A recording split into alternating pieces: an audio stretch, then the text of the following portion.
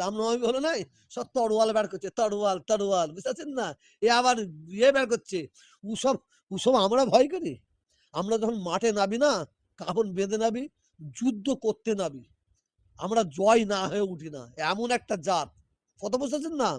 আমি হিন্দু ভাইদের বলছি না, আমি হিন্দু ভাইদের বলছি না, ওই সাম্প্রদায়িক কীটগুলোকে বলছি, ওই সাম্প্রদায়িক কীটগুলোকে বলছি। শুধু আমরা দেশের আইনকে সম্মান দিই, আমার বাপ দাদা দিয়েছে, আমরাও দিচ্ছি, দিয়ে যাব। কথা বুঝতেছেন না? তা না হলে ওই তরোয়াল পিছন দিয়ে ভরে দিতাম আমরা, ওই তরোয়াল পিছন দিয়ে ভরে দিতাম। ওই তরোয়াল দেখে আমাদের যদি মনে করেন মুসলমানদের চমকাবো, চমকাবো না, চমকানো ওই তরোয়াল পিছন থেকে ভরে দেওয়া যাবে, কিন্তু আমরা ভরতে পারছি না। কেন জানেন তো? আমরা দেশের আইনকে সম্মান দিই, আমরা দেশের আইনকে সম্মান দিই। শোনেন, আমরা ঘুমিয়ে আছি, ঘুমিয়ে আছি, ঘুমোনো বাঘ ঘুমিয়ে আছে, ঘুমোতে দাও।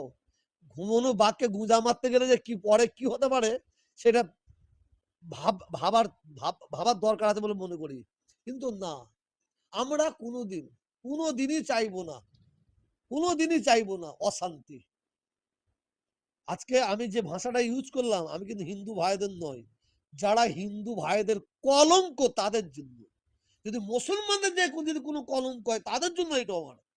আর বিশেষ করে ওই গদি মিডিয়া, পাঁচাটা মিডিয়া, ওই জঙ্গি মিডিয়া, কথা বলে সমাজ বিরোধী মিডিয়া, এদের বিরুদ্ধে আমরা রুখে দাঁড়াবো। সময় আসুক।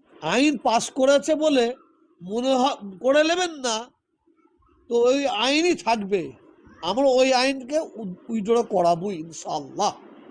আপনি নামবেন ইনশাআল্লাহ, ইনশাআল্লাহ। ইতিমধ্যেই আমরা সূত্রমত একটু বলে নি সেই ওয়াকাবুলের বিরুদ্ধে সারা রাজ্যে নয়, সারা ভারতবর্ষে মানুষ বিক্ষোভ দেখাচ্ছে। যেখানেই ওয়াকাব বিলের বিরুদ্ধে বিক্ষোভ দেখাবে, আমি প্রত্যেকটাকে সমর্থন করছি। কিন্তু আমাদের এমনভাবে মিটিং মিছিল জনসভা করতে হবে